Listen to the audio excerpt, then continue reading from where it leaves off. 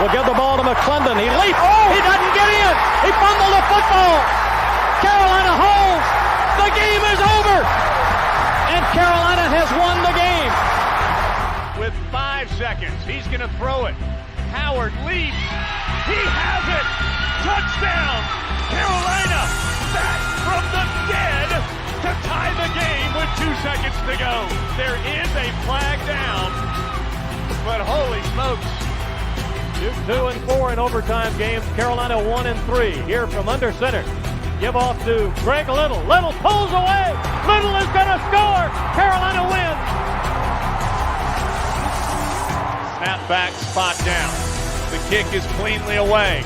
It is good! And it's with yes, a 54-yard field goal. And how about them Tar Heels? They do it! Possible win.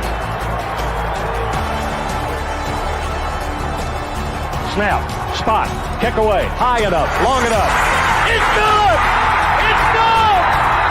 Carolina has won the game on a 42-yard field goal by freshman Hunter Burns. In his end zone. The punt, very high. Switzer will have room to return it. He fields it at the 40. Coming near side, Switzer at the 50. Switzer, 45, cuts back at the 40. 35, breaks a tackle at the 30. Still on his feet. No, he's not. Yes, he is. Ryan Switzer for 6. He is doing his best Giovanni Bernard impression. Ryan Switzer again. Bernard fields it at the 26. Heading to the far side. Gio at the 35. Gio, he's at the 50. No, he's not. Yes, he is. Gio is going to take it for a touchdown. Are you kidding me?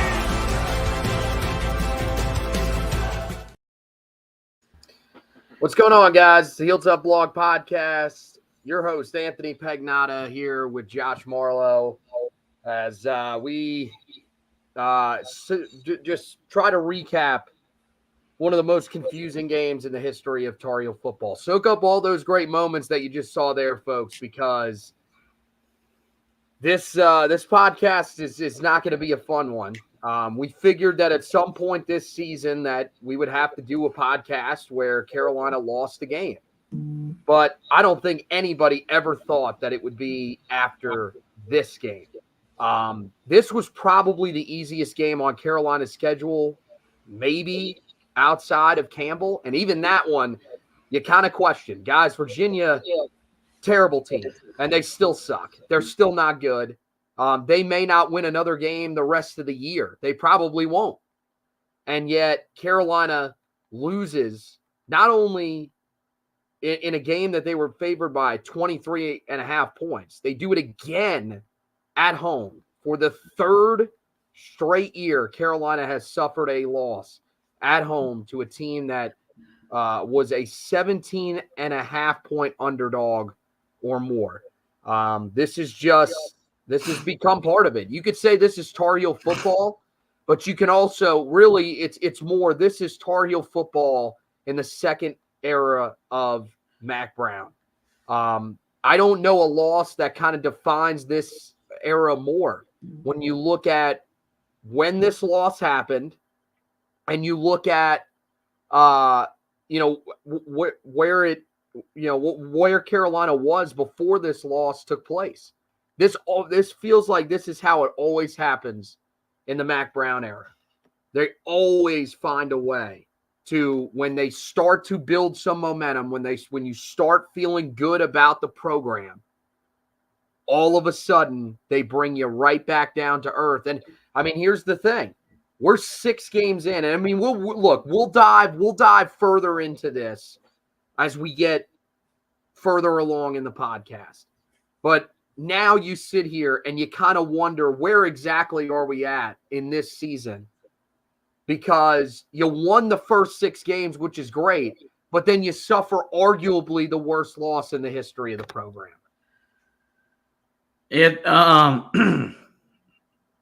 I haven't even started, and my voice is already given out, because 7 hours ago, I lost my absolute mind.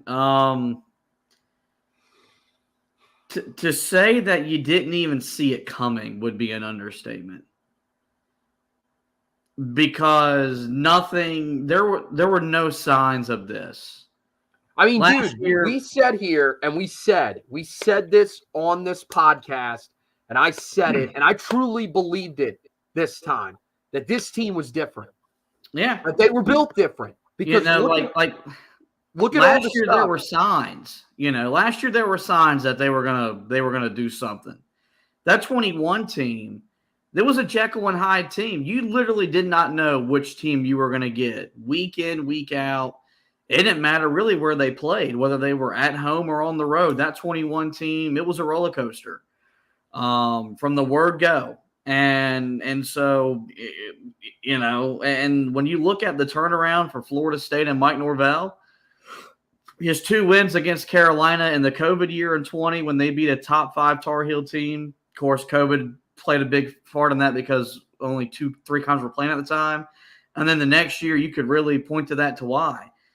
That saved his job. That saved his job. He was going to lose his job. And that's where Tony Elliott was at too. Nobody saw this coming on Saturday because there had been no signs of it. And I don't want to sit here and say, that I knew we were in for that. But when Virginia got the ball to start to and they just waltzed right down the field and scored like it was nothing, and there was no resistance from Carolina's defense. There was just, it was easy for an offense that has struggled to score the ball all year long. They walked right down the field on us. We should have known. But the problem is as bad as Carolina played. Hang on, you got to go because my voice is they're killing me. They're taking my guy out here. I mean, no. What you're saying is right, and that was one of the biggest things we were going to talk about. As bad as Carolina played in this game, they got the ball twice in the fourth quarter with a chance to win the game. And look, man, I'm right there. I'm right there with everybody. I thought that holding call was pathetic. The amount of times that I saw that replay, I did not see a holding at any moment. That is literally blocking. The ACC refs, you need to learn. You need to take your head out of your ass and learn what the difference between blocking and holding is. The past 2 weeks, I know that Carolina, most of them were deserved against Miami. Past 2 weeks, the officiating has been terrible. There's no way around it. But that's not the reason that Carolina lost the game. This shouldn't have even been a game. Yeah, look, you're talking about, you blew a 10-point lead. You blew a 10-point lead at home. So the second straight year that you lost to a team that was a 21.5-point favorite or worse, or that you were a 21.5-point favorite against or better, you found a way to blow a double-digit lead in both of those games at home. And Mac Brown, dude, look, I'm going to try not to be that mad at him. There were 2 quotes that really got me, and I'll save the other one for later. But this one, I could not believe that he actually said this. He basically said that, well, the crowd wasn't as good as it was for Miami against Virginia. What do you expect, man? The team's the team that you're playing is 1-5. It was fall break. Yeah, of course it's not going to be exactly the same. But you can't use that as an excuse. That's not the reason your team lost this game. Well, and look, Come on. I know where you're coming from because you don't want to be mad at Mac. And look, I'm going to say this as the dude that when he got hired, championed the hire, paraded about it. You and I literally argued about the hire. But the reason why this happens is because the mentality, as much as he's changed off the field. Look, our facilities are as good as they've ever been. The money in the program is as good as it's ever been. Fan engagement is as good as it's ever been. Kenan is filled literally every Saturday. I mean, look, people were complaining about the other night. I don't know about you. I did not. I mean, I've seen really good Tar Heel teams where the crowd for a game like that would have been just horrendous. Yeah, no matter how good the team is. I thought it was good the other night. As much as he's changed off the field, which was important, Carolina's off-field culture needed to be changed. It still doesn't matter if you don't change the on-field mentality. And when you look at the losses this program has suffered in his second stint that virtually make no sense. In college, I'm going to blame the head coach before I blame the players, because that's just the way it works. In professional, which is what he wants. He said that. You're getting a paycheck. You're getting paid to play. So if you don't play well, I'm gonna complain at you first. And the biggest thing is that there was never a sense of urgency from him as the head coach. I've got to do something to get my team engaged. And I got to do something to get my coaching staff engaged. And I thought maybe when he kept him in the locker room until about 2.5 minutes to go, maybe that was going to be it, because sometimes you need that. We saw it all the time when Roy Williams coached Carolina basketball. It was almost like they tracked that, especially his last year as the head coach. How late were they in the locker room? I thought, okay, maybe they got into him. You get up 10 and you think, okay, now we're going to put the game away. There's not that killer instinct. And to me, that starts at the top, and it works its way, and it permeates throughout your team. And, to do this back-to-back years to a head coach that was virtually pretty much, if you did what you should have done to them, was going to get fired. It was probably going back to engineering school, because the guy in Clemson who mentored him, he ain't in great standing either. Like, this guy was on the verge of being out of the coaching profession more than likely. And you saved his rear end because you can't beat a 1-5 team at home. And that's the thing that kills me. That's the thing where I'm going to defend this fan base, where I'm going to come to the defense and say, I don't blame you if you don't show up. I don't blame you if you don't get invested, because you get invested, you spend the money, you buy the tickets, you buy the gear to get that. Like, Tar Heel fans deserve better than that. And I would have never thought I'd say that about Tar Heel football, because this is a program that's never won a national championship, that hasn't won a conference title since 1980. It deserves better than you losing at home 3 straight years as 17.5-point favorites or more. We deserve more than that. I'd like to think so. I mean, look, my thing about it is that if you're not willing to suffer through it, then you shouldn't be a fan anyways. Like, this is just part of it. We've learned from the other teams that we root for. Like, being a Mets fan is suffering. Being a Knicks fan is suffering. Being a New York Rangers fan, for me, is suffering. Like, you just deal with it. Like, it just is what it is. Like, you still go to the games, you still support your team, but at the same time, like, and we talk about this every year whenever, it's really just whenever the two big teams lose. Everybody wants to get into the conversation of, you need to back the team, you need to support the team and everything like that. That's fine. And I do. I truly do. And I'm on here and I'm talking about them. And I mean, look, I love this football team.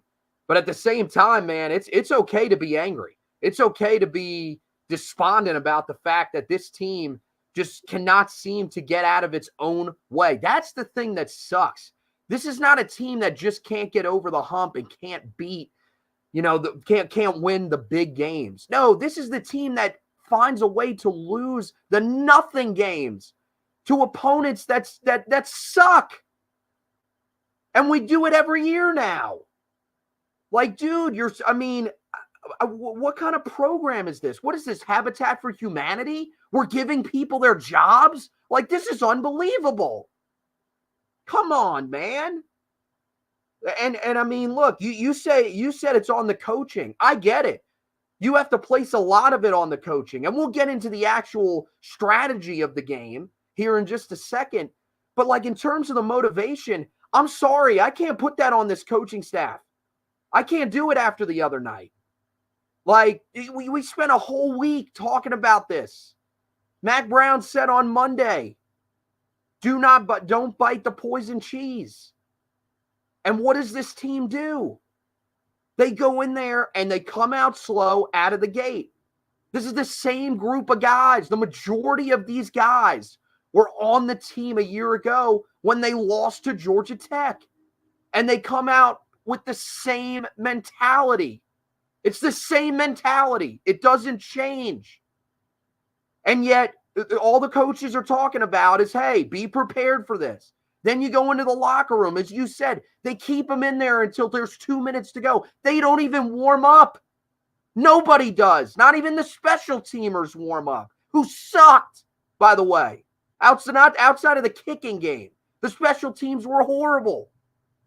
And yet, they come out, they start the second half, and then once they get a lead, all of a sudden, it's back to the same thing. Like, I just don't get it, man. They can't get out of their own way. It's the mindset of these guys. Oh, my God, man. Come on. Why do we have to do this every year? It just doesn't make any sense to me, no matter how many times you run it back in your head, how this team lost this game. And yet, we got to do this yet again this year. And, I mean, look, we talked about it. You know, it's not just the fact that the program is losing these games where they are heavy favorites. But now, I mean, since 1998, this program has played 6 games as a top 10 team, and they've lost the last 5. Every time they get ranked near the top of the country, they crumble. It's unbelievable. And you know, we'll go through the game now and really start to break it down. And when you look back at this game, the opportunities were there, and Carolina just couldn't come away with it. I thought Mac Brown was spot on when he said that this game felt a lot like App State. I thought that was spot on, because this felt like one of those games where you didn't expect to be in a battle.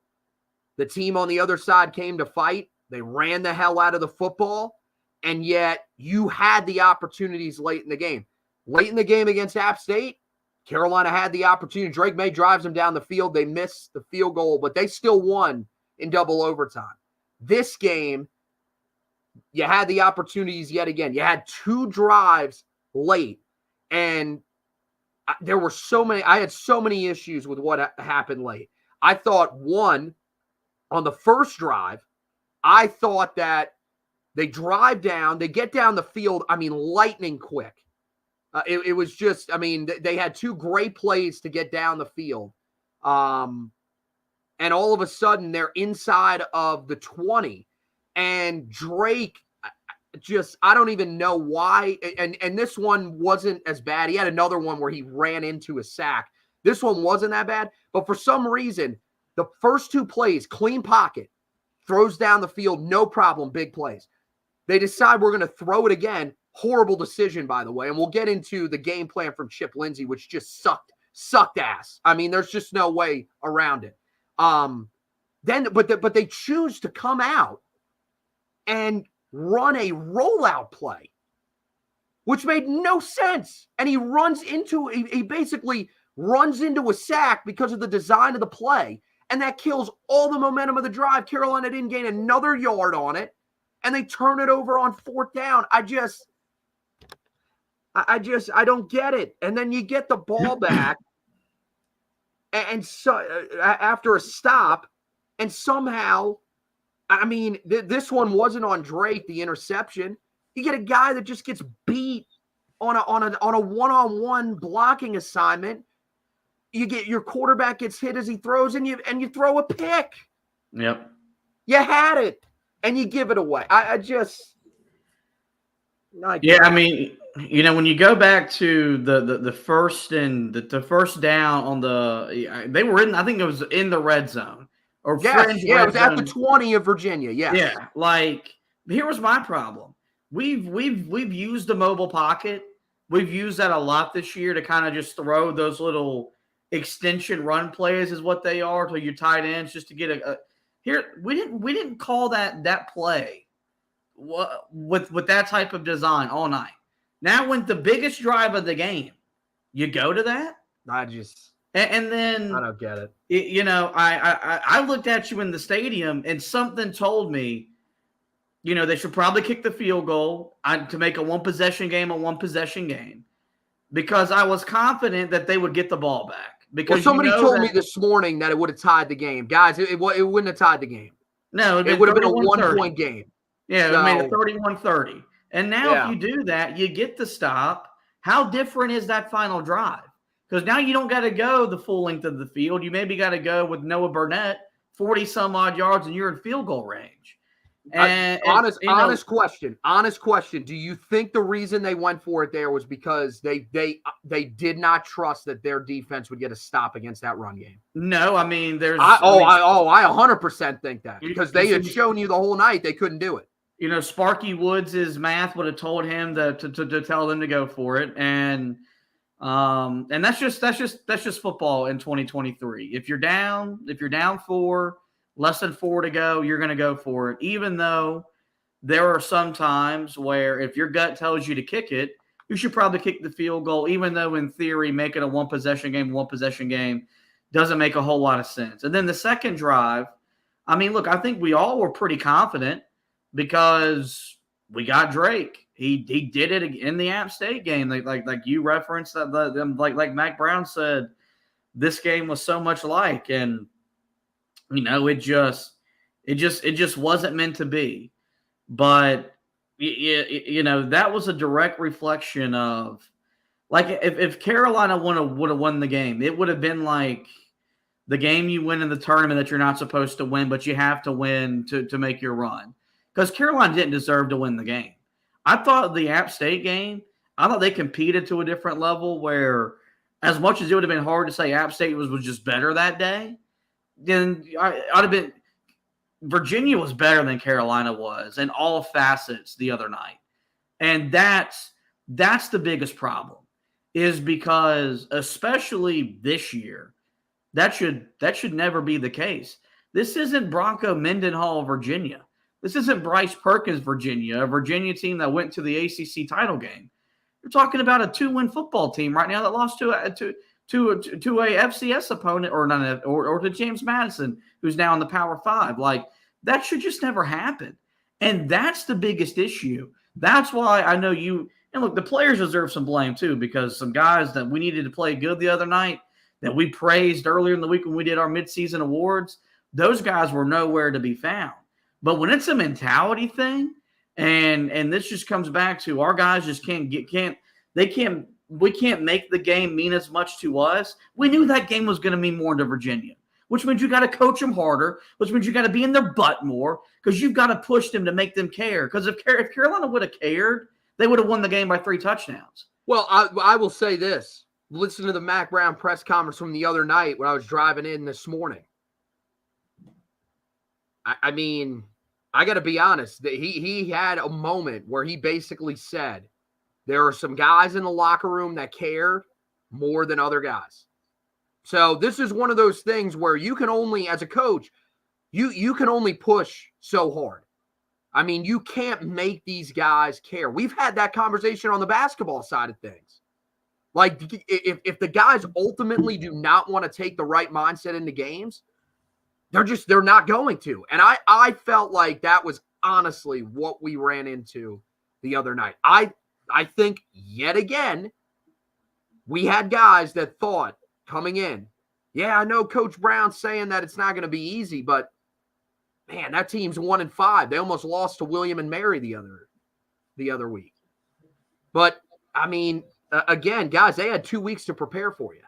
Yep. They knew they were going to throw different things at you. And yet you thought it was going to be a cakewalk. And here's the thing. You could say, well, you guys thought it was going to be a cakewalk too. Yeah, because we're fans. We're allowed to feel like that. We're allowed to predict that, hey, this team is going to do. When you're on the team, you got to take every game like it's your last. Because guess what? What happened the other night, and I know you're still 17th in the country. What happened the other night, dude, you eliminated yourself out of college football playoff contention. Yes. That dream's gone. Like, that was a legitimate dream, by the way. If they went out, for sure, they're making the playoff. Well, and like here's my thing, and I said this in my rant today on the Wes and Walker show. I never asked to go undefeated. I never asked to win the ACC. I never asked to make the playoff. All I ask you to do is to not lose these games, which I think is a reasonable ask as a Tar Heel football fan. Hey, for sure. Don't lose at home as a top 10 team to a 110 team with a generational talent at quarterback. And somehow it was too much to ask last year because you lost at home to Georgia Tech. And now this year you lose at home to Virginia. And it's really mind-numbing. And it's literally inexplainable. There's no way you could explain the game and make it make sense because Virginia doesn't have better coaches. They don't have better talent. They don't have better depth. They have nothing that is on the same level as you except their heart. And I think as a fan, there's nothing more disheartening than watching your team not care. And if Mac Brown is willing to admit to the public, we got some guys that care and we got some guys that don't, there's got to be some reevaluation, man. Like, and if there are guys that don't care that are playing, that's a problem. Like, I know this is coach speak. I'd rather lose with 11 dudes on offense and 11 dudes on defense that I know give a crap and it means something to them than to play the 11 most talented guys on both sides of the ball. And 3 of them might not make a difference to them. I thought we got rid of that. I mean, I thought that's what, when Tony Grimes and Storm Duck and some of these dudes, when they moved on, I thought we got rid of this carelessness factor. I thought that's why the defense had played better. I thought there was more buy-in because they just seemed to care more. They didn't care the other night. And if you're willing to admit that, then there needs to be some accountability held this week in practice. And guys need to lose their playing time. Because that's unacceptable. It costs you a game, and it costs you a chance at the best regular season in program history. I mean, there's no lie. There needs to be hard conversations with guys, if that's true. If you really felt like that as Coach Brown, you got to sit these guys down and you got to say, look, what are we doing here? How many times do I have to tell you guys? Like, you want to listen to me. You want to listen to me during the big weeks. You want to listen to me against the opponents that we know are going to give us a fight. But the opponents that you think are just going to roll over to you, like, to me, how many times do we have to run into this where we have games that we think we're just going to roll the ball out there and teams are just going to give in? Dude, that ain't Tar Heel football, man. Honestly, how many teams in the country is that? Like 3. Like, because guess what? Not even one. Bama isn't even one of them anymore. Like, dude, you know how good you got to be to do that, to take that mindset into games? So, like, that's the thing that's maddening. A couple of comments here from Jordan Falls. A guy on Twitter also does some great writing for Keeping It Heel, chiming in. He says UVA's game plan was App State's game plan to the T. I think he's spot on with that one as well, because you saw a commitment to the running game. Which, by the way, when you talk about the struggles that Carolina had the other night, a lot of it's coaching. We'll talk about Chip Lindsey here in just a second. But the other part of it was just player execution. I thought defensively, that was the biggest problem. A lot of people wanted to say that it was on Gene the other night. I really don't think it was. I thought the player execution the other night was horrendous, especially – Mac Brown said in the press conference after the game, the front 7 at times was horrible. Now, I wouldn't say the front 7. I thought Cedric Gray and Power Echols both played pretty damn well in the run game in terms of reading it. Cedric Gray, I almost called him Cedric Eccles. Cedric Gray, I mean, he had 18 total tackles in this game. You can't really ask much more from him. But I thought that defensive front, especially the interior of that defensive line that we had praised so much in the last 2 games, was just absolutely horrible. And they couldn't contain the edge either. I love Kenan Rucker, man. He's been playing his ass off. He's been rushing the hell out of the passer. Bo Atkinson did some good things getting after the quarterback at times the other night. These dudes, the one weakness that Carolina still has with their edge rushers is they cannot hold an edge in the run game to save their life at certain points. And it happened again the other night. Yeah, no, you're not wrong.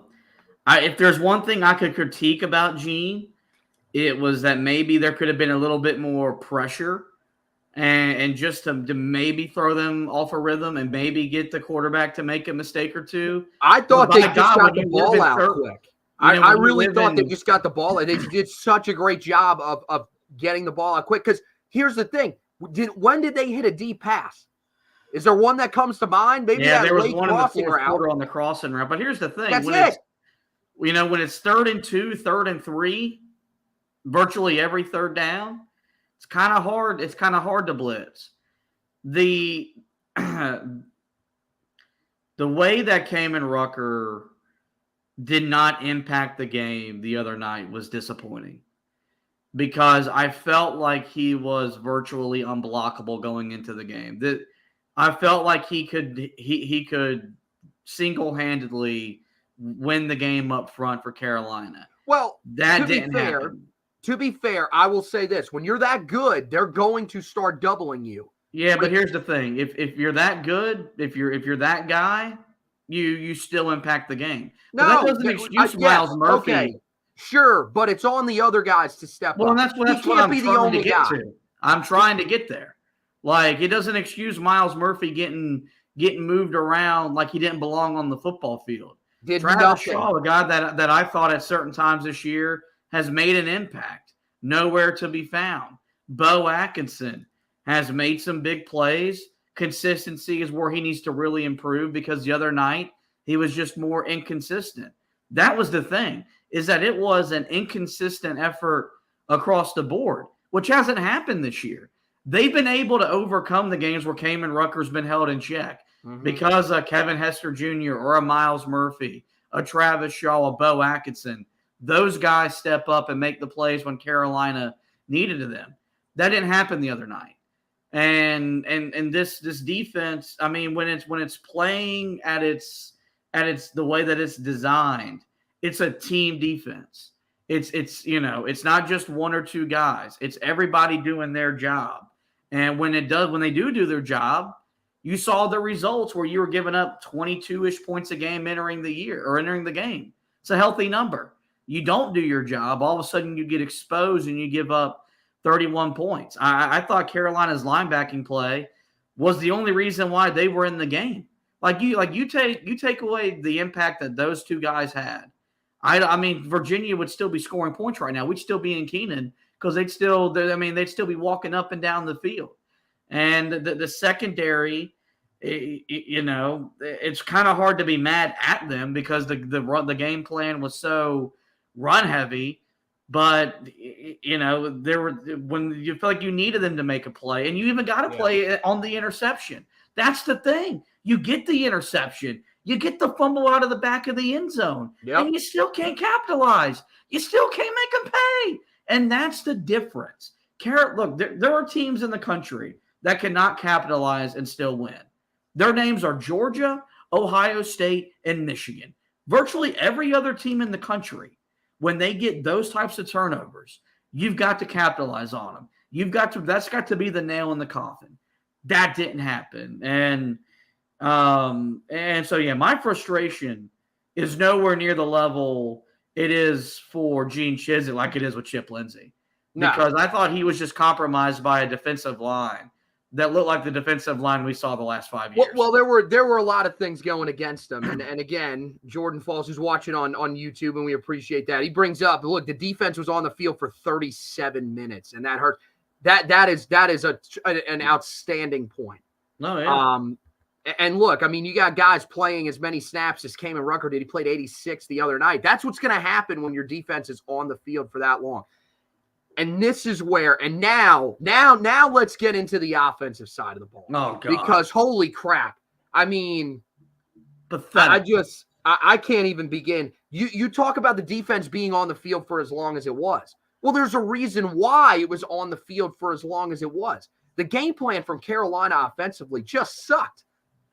I mean, it was just horrible from the word go, and I knew it. I knew within the first couple of plays, I said, oh boy, we're in for one of these types of games with our offensive coordinator. And I'm telling you, I almost got thrown out of the section for yelling about how much I wanted the team to run the ball. There were people legitimately mad at me for telling them to run the ball as much as I did because I could not believe that the game plan in this game, after you just ran for 197 yards with one running back against a team that came in as the second best run defense in the entire country. Your game plan coming into this game against a Virginia team that then was allowing 177 yards per game on the ground. Your strategy was to come out throwing the football. I mean, what the hell are you thinking? And then not only was the game plan, let's come out and throw the football, but the game plan was, hey, even though it's not working, even though our quarterback may be having an off night, even if we have receivers dropping balls, we're not going to change the game plan no matter what. We may have the guy that leads the damn conference in rushing yards per game in the backfield, but for some reason, we're not going to run the ball. I mean, what in the world kind of game plan is that? What are you thinking, Chip? Seriously, man. Yeah, no, we literally in less than 48 hours after praising this man and thought we got rid of the Phil Longo, stigma of the way that we play offensive football in Chapel Hill. In 48 hours, it was all washed away. I don't understand. And look, the first half, you want to throw it? I mean, we were winning at halftime. It's hard to complain. Your running back had 5 rushes in the second half for 32 yards. In a game that you were up by double digits in. That's over 7 yards a carry. That's not, look, I'm not a math major. That's effective. And you ran him 5 times. And meanwhile, Drake had his first really off game of the year. Kind of like the Georgia Tech game last year where he was just off. He was out of rhythm. They weren't in sync. And his touch on the ball, for the most part, wasn't there. And in your response, while watching that happen and play out in front of your eyes, is I'm going to throw the ball 48 times. And we're going to throw a third of them to the same wide receiver. And look, and that was my big, and look, I'm not going to sit here and blame Tez Walker. And look, some of the drops that Carolina dealt with, you had to force feed him the ball. Who are you going to throw to? But nobody else could catch the ball. There were other, these defensives, even Virginia's defense is too good. Like when you start just throwing the ball to one dude, guess what? They're going to key in on that. The offense virtually turned into what we saw in 2021, which is we're going to throw the ball to Josh Downs, but whenever we run the ball, it's effective. But we're not going to run the ball because it's just not as fun to do. It's not as sexy to do. I don't know how much freedom Drake May has in terms of changing plays at the line of scrimmage. Oh, probably not. But much. It's just college. At some point, and I know Mac took the blame, but Chip, dude, your MO is you want to run the ball. That's your MO. This offense is MO. It's ran its best when you've ran the ball first to set up the pass. And the thing was they could run it whenever they wanted to. It didn't matter the down. It didn't matter the distance. It didn't matter the quarter. When they wanted to run the ball, Carolina ran the ball. But for some reason, It's like they played from behind, word go. It's like the second they got behind, well, we got to throw it. No, you don't. You got to run it. And that's the maturity of this program and this coaching staff, where they've got to realize you can't panic, because when you panic and you basically threw your game plan out the window, because I'm not going to believe that they went into the game wanting to throw the ball 48 times. But for whatever reason, when we get down under Mac Brown, we go to air ram, and it needs to be ground ram. Run the damn ball. To me, like you said, it was when they got down.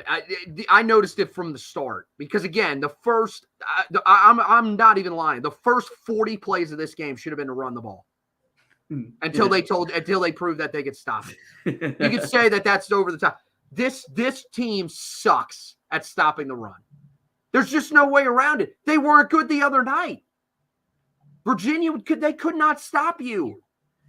And yet you did not run it. And yes, I get it. Even when you brought in British Brooks, it wasn't nearly as effective. Dude, Amarian Hampton doesn't care, man. When you were running off the edges, it was working. They could not stop you. You came out in the first drive of the second half and you ran the ball for 44 yards on 5 carries. That's 8.8 yards per carry. And yet you chose not to stick with that.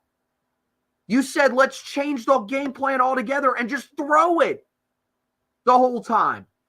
Like, dude, what the hell, man? Why do you think that's a sound strategy?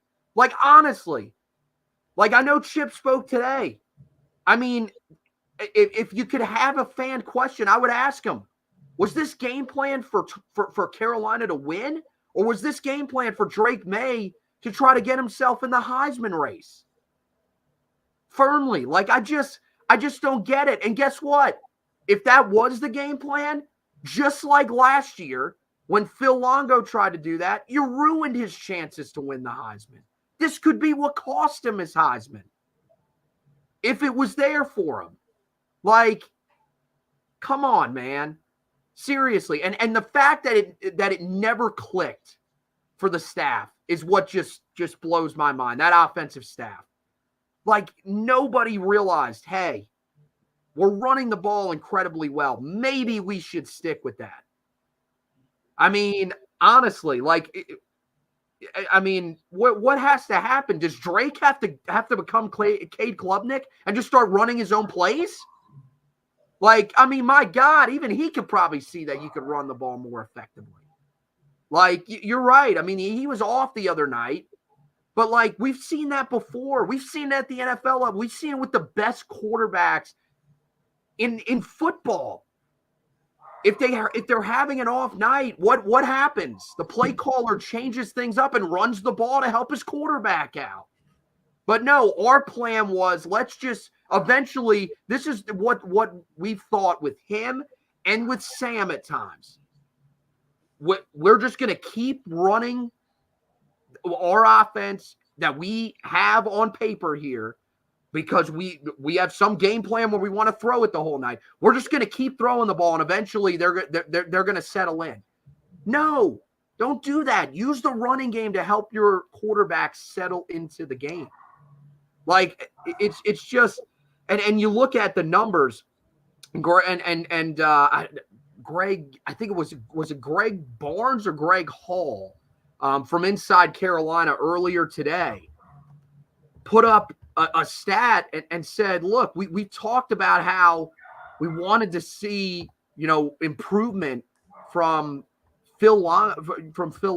He says here, arguably the biggest critique of Phil Longo has been his red zone touchdown struggles at Carolina and Ole Miss. His Tar Heel offenses scored red zone touchdowns at a 62.6% clip.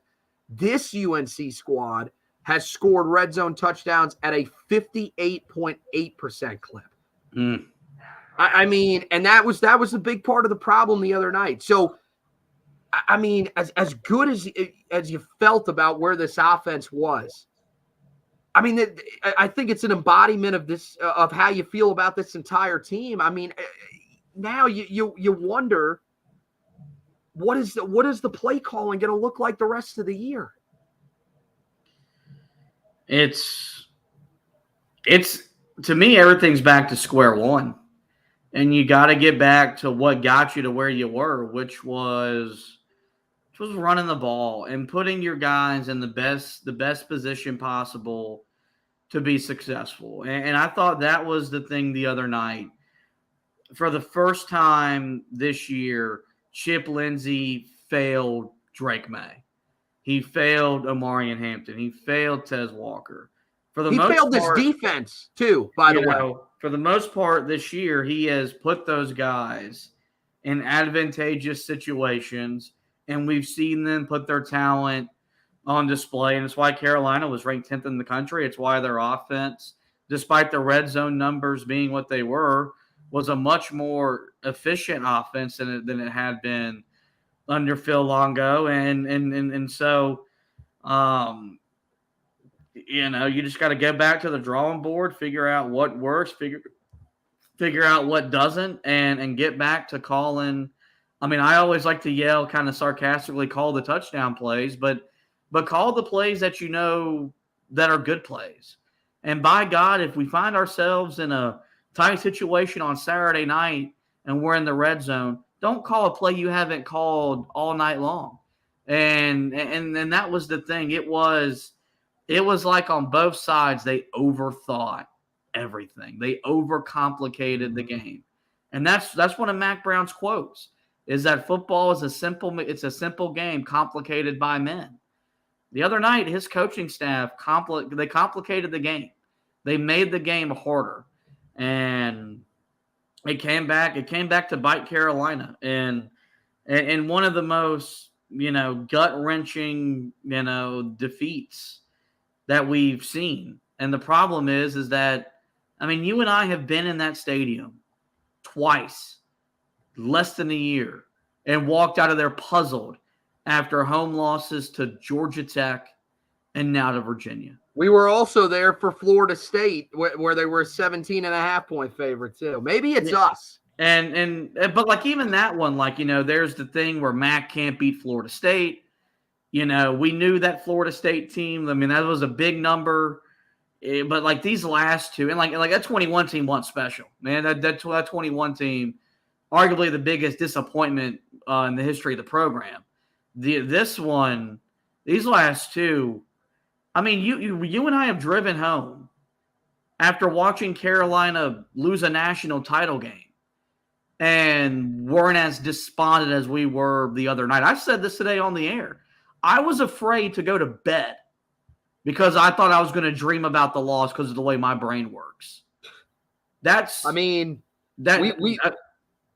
was one of the most silent car rides possibly ever. I mean, there was just nothing to say. Like, it's unbelievable. Like, you cannot fathom how this keeps happening to this program. And it's every time that you don't think that they can pick their moments worse, they always do.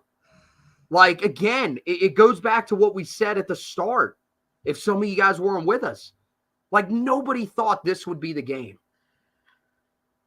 We were talking with Wes Bryan, who hosts, with Wes and Walker. He was in there with you the other day. Walker was at a wedding. And, like, I come in there and he says, what would you guys do if you lost to Virginia? And I was like, look, man, I think there are 2 games on this schedule remaining that you cannot lose. Every other game, you could, okay, whatever. It was an off night, rebound from it. This was one of those games you absolutely could not lose. And look, we can get into this discussion, and I think it's the perfect way to finish the show. Do I think the season is over? No, I don't think the season is over. But the thing now is that this puts immense pressure on this team that we don't know what their mental state is going to be. This is a loss that can rock you as a team. It can, especially coming off of the amount of success that you had against a top 25 team in Miami. This can be one that can turn things really quickly, just based off of the shock of the moment, just like last year with Georgia Tech. Now you got all this pressure going into the game against, ironically, Georgia Tech this year, a team that not only did you not beat them in 22, you didn't beat them the year before. You got ran off the field when you played them in 21. And now you have to find a way against that team to rally the troops and come out with a victory on the road. That's the other problem. You could have lost, if you would have lost Syracuse, if you would have lost to Miami, you had home games to follow that where it would allow you to be in your own bed, your fans behind you, to try to recover from it. Now you got to go on the road against a team that's owned you for the last 2 years and find a way to win that game. So, like, in my mind, do I think that it's done and over with? No. Do I think Carolina could still have a really special season and reach double-digit wins? Yes, it's possible with the team that we saw the first 6 games of the year.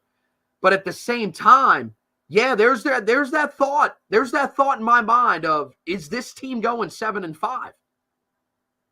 It's possible. I mean, you know, I'm definitely the more critical of the two and the one that's going to keep it a buck. I don't know how they recover from this. They couldn't recover last year. You're going to a place on Saturday that you've only won in Bobby Dodd Stadium twice since Mac Brown left the first time. Unbelievable. And I know Georgia Tech they lost to Bowling Green. They've got one of the best quarterbacks in the conference. They're going to play hard. It's not going to be easy. And look, I know Clemson isn't good. You couldn't beat Virginia at home. Are you supposed to believe you can go into that environment and win? Duke, before Riley Leonard got hurt in the fourth quarter, was winning on the road in Tallahassee the other night before they just really ran out of gas because their quarterback got hurt. That game's not going to be easy in a couple weeks. They've got the best front seven you might see all year long. And then you've got the NC State game at the end of the year where you have literally found ways, you invented ways to lose to them the last couple hand times you've gotten beaten by them. And so is the season over? In theory, no. But the type of season you could have had, that is over because you can win out. I had this argument with my father on the way home.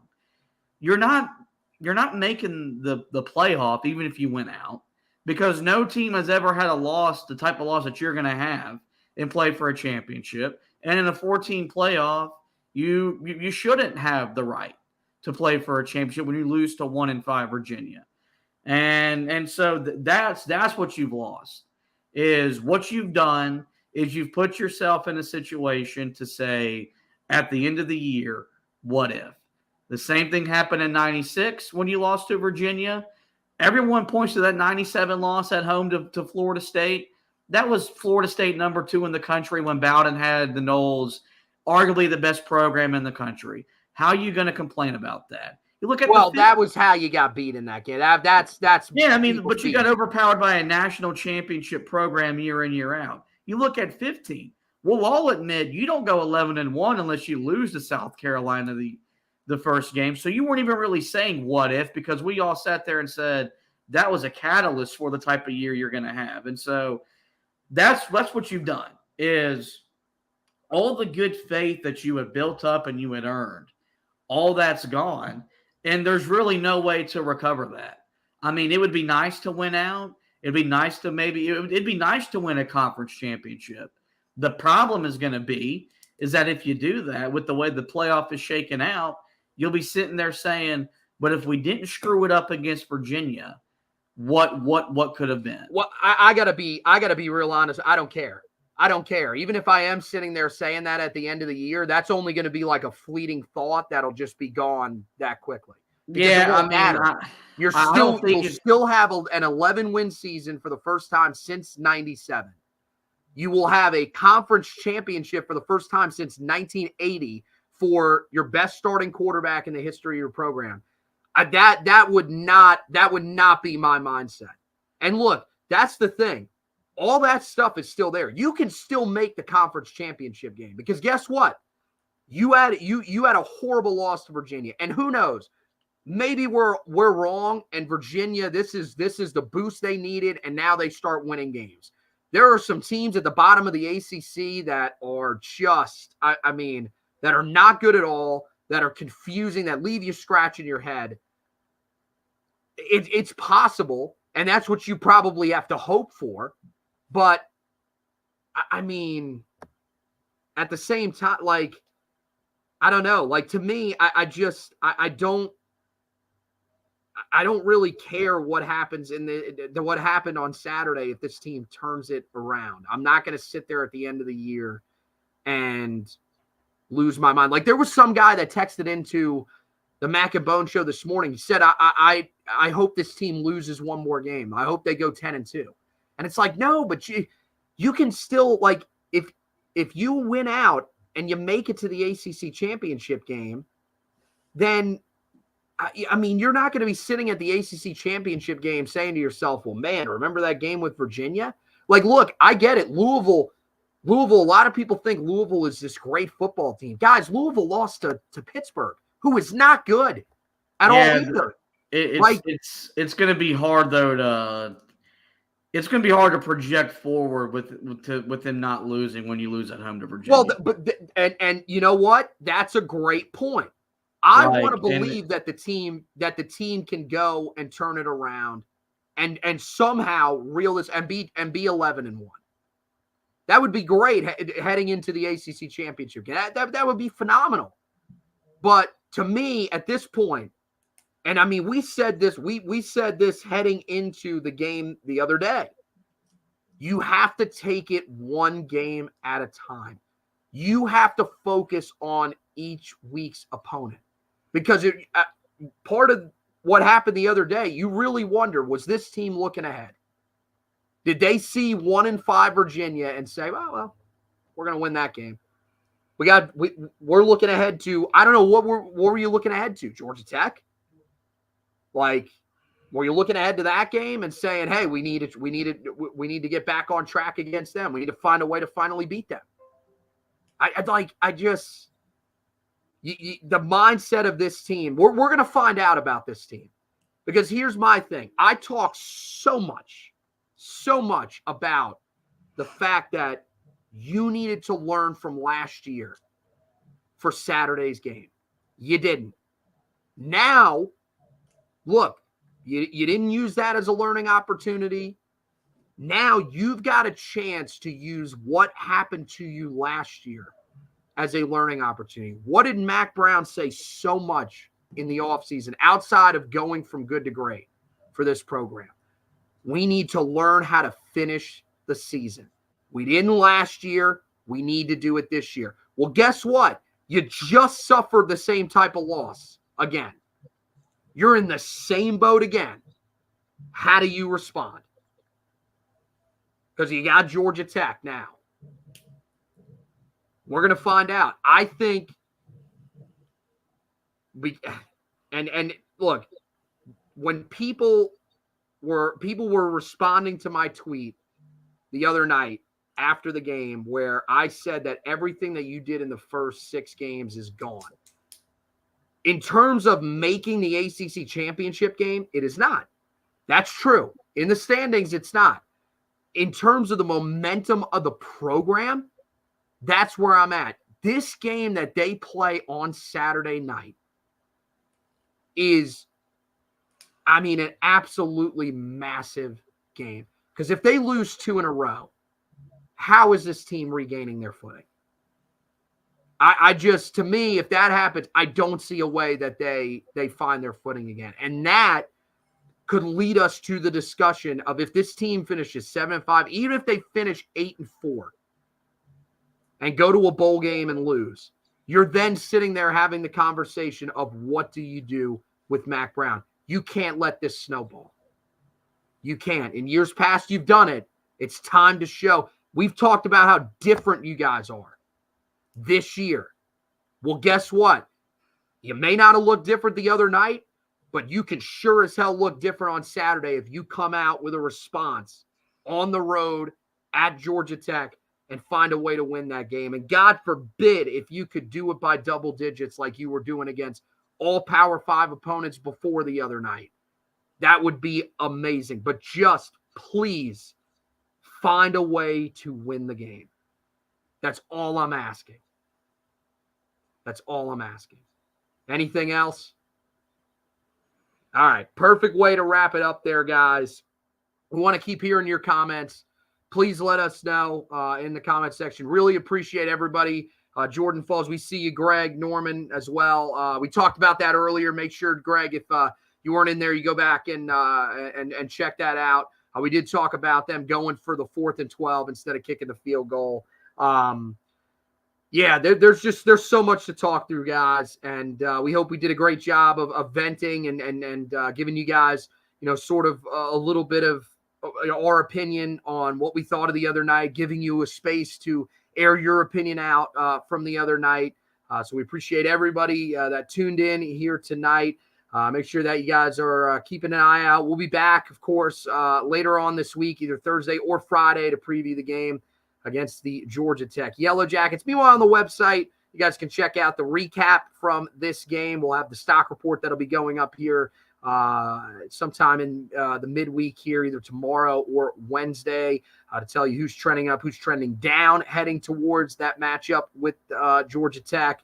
And then we will keep you guys covered, of course, with anything that's going on the recruiting side of things for Carolina. If you didn't see it at the end of last week, Carolina did find out that their final target in the 2024 recruiting class, as of right now, there could be one that jumps on here at the end, but their only current target in the class that is uncommitted in Leroy Jackson, the 3-star defensive lineman. He is going to announce his commitment on November 4th at 12 p.m. So we have an article up there about that. Find out where Don Callahan of Inside Carolina thinks that the Tar Heels stand with that. He did tell that to Grant Hughes of 24/7 Sports in an article recently. So make sure you go back, check all that stuff out on the website. Meanwhile, on the basketball side of things, Josh is going to be getting you ready here for the start of basketball season. Carolina basketball right around the corner, just a couple of weeks away now. And, we are definitely excited. Carolina just won their secret scrimmage the other day, 79-63. Apparently, RJ Davis looked, quote, badass in the game. That was a quote that was given to Eric Bossi of 24/7 Sports the other day. But, man, the Tar Heels, a lot of excitement around this basketball program, a lot of different guys that are in the program, and you can see that there's a culture change around it already, and hopefully that will pay off with some big wins. Josh will have you covered all season long on the website, and of course me and him will have you covered on the podcast side of things, Four Corners Podcast. It'll be some live editions here on the Facebook and YouTube pages, as well as his personal Twitter page. And then, of course, you can listen to every edition of the podcast wherever you listen to these podcasts if you are a listener. So that wraps it up for this edition of the podcast. Once again, want to thank Josh for hosting with me. Want to thank you guys for watching and listening. And as always, go Tar Heels.